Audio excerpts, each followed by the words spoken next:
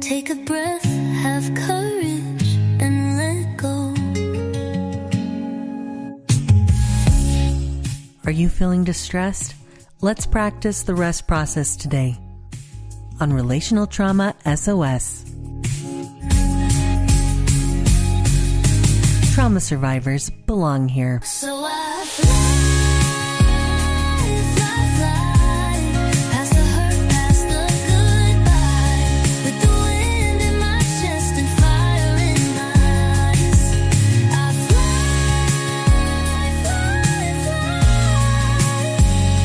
higher than every single lie. Welcome. I'm so glad that you've joined us today. My name is Jeni Brockbank and I'm your host. Love to welcome listeners from Pembury, England, Midland, Michigan, and Runaway Bay, Texas. If you've been waiting for a podcast episode and haven't heard one lately, I want you to know you're not crazy. Thank you for coming back. We are making a change to where we're going to have 2 podcast episodes a month instead of weekly. I would love to switch this back to weekly, but in order to do that, I need some things taken off of my plate. So we'll see how this goes, but for now, it'll be twice a month. I really look forward to sharing an episode that I have recorded with our board of directors. So this program is sponsored by Her Wings Unfold, which is a nonprofit. We have a board of directors. Our board chair's name is Andrea Nichols, and I'm really looking forward to sharing with you that interview in the future. For today, I've decided to switch it up a bit so that maybe it's a little more raw, a little more personal, because right now, today, I am struggling. And I thought, all right, if I am struggling, other people are probably struggling too. And so I wanted to share with you a really great tool that we've got in the TS12 and On program. And if you don't know what TS12 and On is, it's Trauma Sensitive 12 Steps Anonymous. And can I tell you that really, really beautiful things are happening. If you haven't joined a meeting yet, I hope that you will, or reach out to us and let us know what kind of a meeting you might like that's trauma-based, or for what sort of survivor, because we are developing that. We are looking into different ways to bring in community. Our betrayal trauma community in particular is flying, and I'm not kidding. And we've got some groups and are needing to add a new one already. So we're excited about that.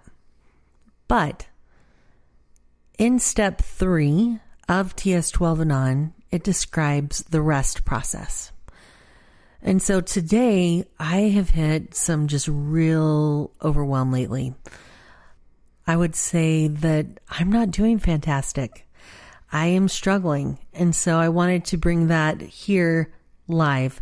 I'm still showing up in ways that I can. I'm still showing up in various things. And I really look forward, by the way, to the fact that we're hiring some help. So that will take a big burden off. But meanwhile, how do I get through this, and how do I just breathe normally? Because I am really struggling with that. And really what I want to do is just model what the REST process is and what it looks like. Because at that point, other people who are struggling can take what I share, hopefully, and run with it. I'm going to model it today, but also if you'd like to read it, you can purchase the book, TS12 and On, and it is found on Amazon. I'll put a link in the show notes. So I'm going to describe the REST process, not only for you, but for me, because I need it today. And the REST process is basically a form of a surrender process. And the word surrender, unfortunately, can be triggering for survivors like me, and like probably you if you're listening as well. So I'm holding space for that. And as we are struggling sometimes with the lingo and with what it looks like, wanted to just be more cautious about that, and also to add some empowerment to it.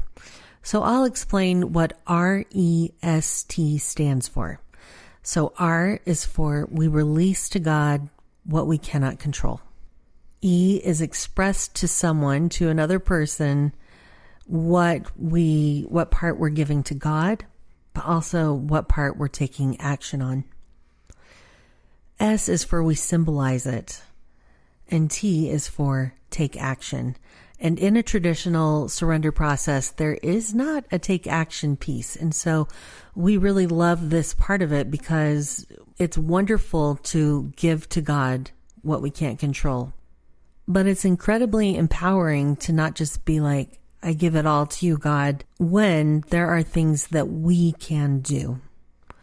So I'm going to be vulnerable and I'm going to do a rest process publicly here. And I will do the E, the express part, to each of you as my witness today.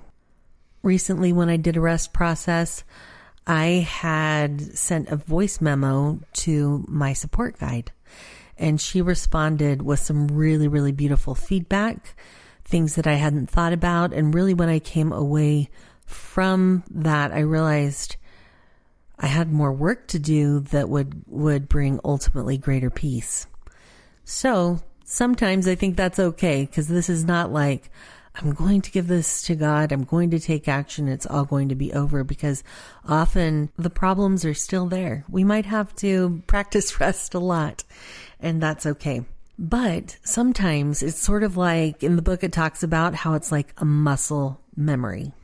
And why that's cool is because when it's like this memory kind of thing, when we practice it enough, our bodies more easily fall into like, okay, I'm going to have relief, at least for me. I'm going to have relief. This is going to feel better soon.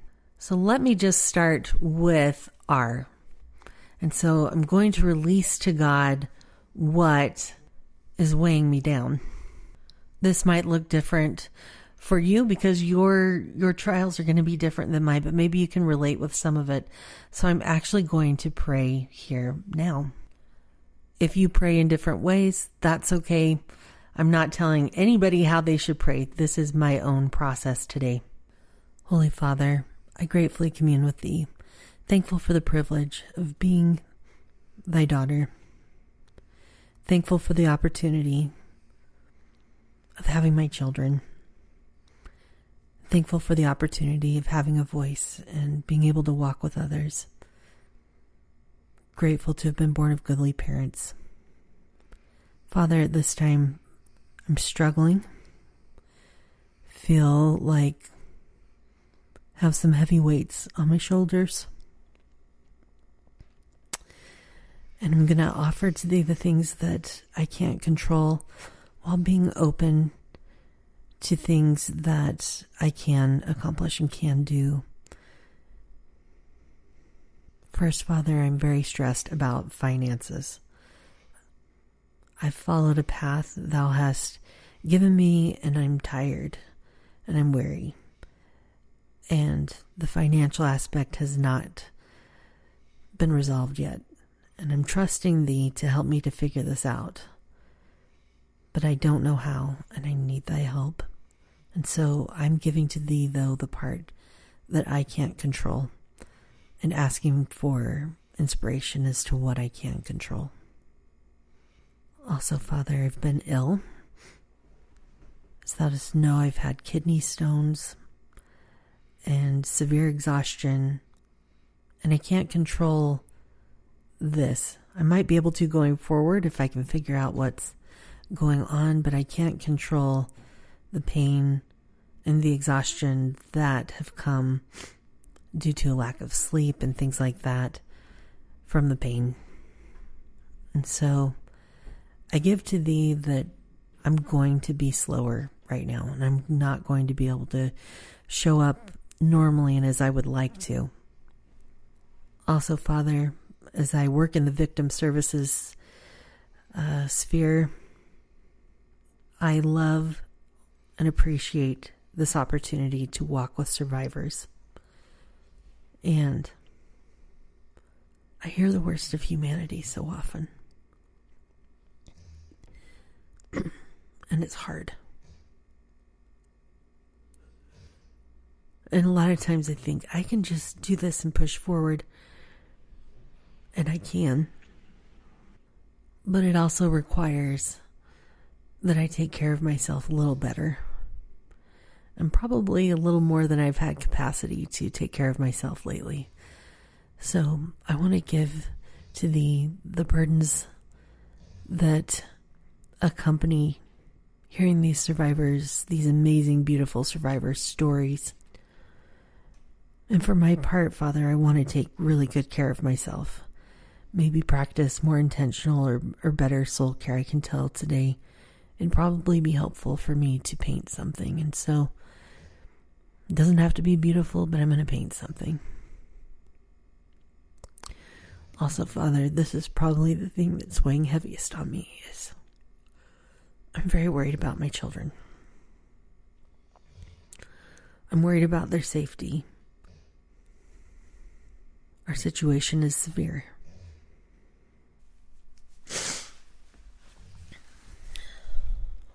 The situation is ongoing, and it's non-relenting. Lately, I'm specifically having a hard time with my little Chloe telling me what she wanted on her tombstone. I'm worried about her, and I'm worried about all three of my little children. I recognize that the circumstance that they're in when they're not with me is severe and can be okay, and it can be dangerous. I've done all I know how to fight this in court, and now I just rely on thee. Rely on thee to take care of these children and to send an army of angels when I cannot be there, and to help them know their worth and to think of ways to stay safe. This burden weighs me down daily. Well, I'm not sure how to completely give it over. I want to practice giving what I can today, that I can rest in thee. And I say these things in the name of Jesus Christ. Amen. I've never really recorded a prayer before, so that was new for me. The next thing that I'm going to do is I'm going to express it. And I feel like because I prayed what I did publicly, that I did express that. But basically, I'll just quickly go over the things that I'm doing my best to give to God and to take action on. Both is that I'm stressed about finances, been ill with kidney stones and other things, that victim services can feel heavy. And the fact that I can't just save everybody is so hard. And also that I'm worried about my children. And I have done and am continuing to do all I know how. And sometimes fall short of that. And some things are just completely out of my hands. So those are the things that I'm surrendering. So I've done R, release to God, E, express. So I've just shared that. I've expressed it with you all. So I'm wiping tears. The S is symbolize. And just to say that there are different ways for people to symbolize giving something to God. And really, it's just kind of what feels good to each individual. So some people like to write it down and put it in a surrender box. Some people want to write it down and burn it or throw it away or flush it in the toilet or something. That's something they like to do. Something that I loved hearing recently was somebody had created a surrender box where they could write what they were giving to God and put it in, but they could not pull it back out because the opening was too small. And so I thought that was kind of cool and how symbolic that was. For me, I like to imagine that my burdens are in my hands and that my hands are out.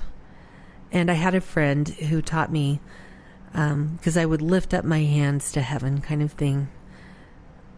And her perspective was that God was closer than that. And I really love that. So I've been holding my hands out in front of me with the God of my understanding looking me in the eye. And so right now, my hands are cupped. I'm imagining my burdens that I already shared with you in my hands. And I'm asking him to take what I can't fix, the parts of it that I can't fix, the heaviness. And I'm imagining him taking those burdens and looking at them with compassion and holding me in compassion as well. All right, and then the T part is take action. So I'll just go through some of the things that are weighing me down, and I'm going to figure out some ways that I can take action where possible. So one is that I'm stressed about finances. Well, one of the things that we're doing is we're hiring a chief development officer. And so that should help me figure out finances a bit better, while also taking some of the load off of my shoulders so that I could do things, so that I can show up better in the ways that I really need to. With kidney stones, I think what I can do with that is make sure that I'm drinking a lot of water, that I'm resting when I can, and that I'm staying up on pain medication when they're causing severe pain. Regarding victim services and how heavy that can feel, I can tell that I really need some better self-care, better soul care, to where I'm looking at it and saying, okay, I can tell I'm struggling. I can tell I'm hurting. I have a lot of compassion, self-compassion, as to why that is, what sounds good to my soul. And I can tell, just like I shared earlier, that something creative sounds really good. So I think I am going to pull out my watercolors and I am going to paint something that just sounds good to my soul. Likely flowers, they're kind of my go-to when I'm struggling. I just think they're so beautiful. Oh, and then my very biggest worry, which is my children.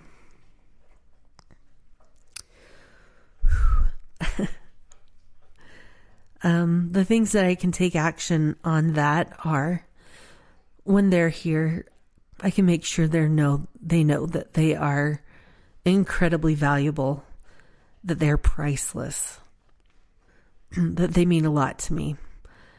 And something that I do pretty much every week is I take them out on special time. And this can look different ways. It could, and sometimes we don't even go out. It's like, we're going to sit and watch their favorite cartoon in my room or something, or take them to a parking lot, an empty parking lot somewhere, and let them practice driving. Or I'm going to give them a little tiny budget of $1 or $2, and they can buy something fun from Dollar Tree or something like that, and we just chat.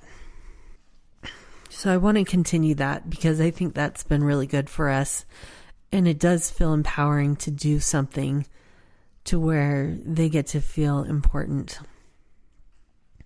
I also want to go over with them some more a safety plan. I do this sometimes with them and just phrase it that when you're anywhere that you don't feel unsafe, even my house, other houses, whatever, what would you do in these hard situations? And the things that they come up with are impressive. So I feel like that is something I can do to empower them as well, which in turn gives me a little bit of hope for what they could do if they are faced with a severe or hard circumstance.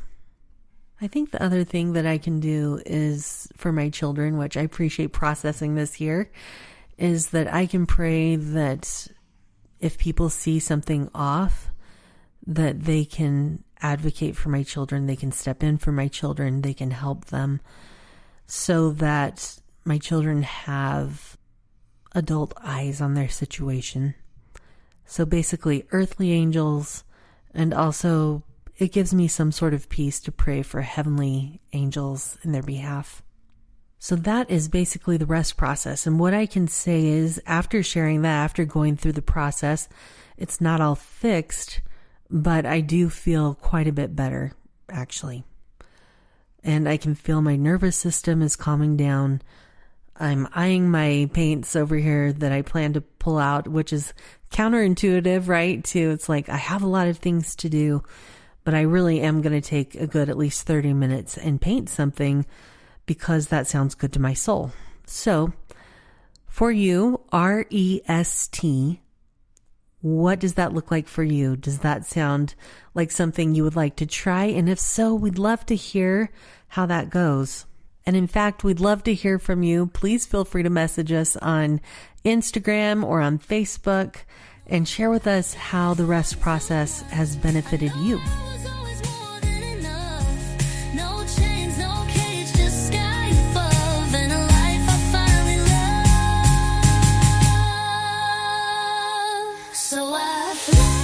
Thank you for joining us on Relational Trauma SOS, a Her Wings Unfold production. We hope that you'll practice the rest process with us. Her Wings Unfold is a nonprofit organization, and we love to help people heal from another's abuse, addiction, adultery, and/or abandonment. Trauma survivors belong here.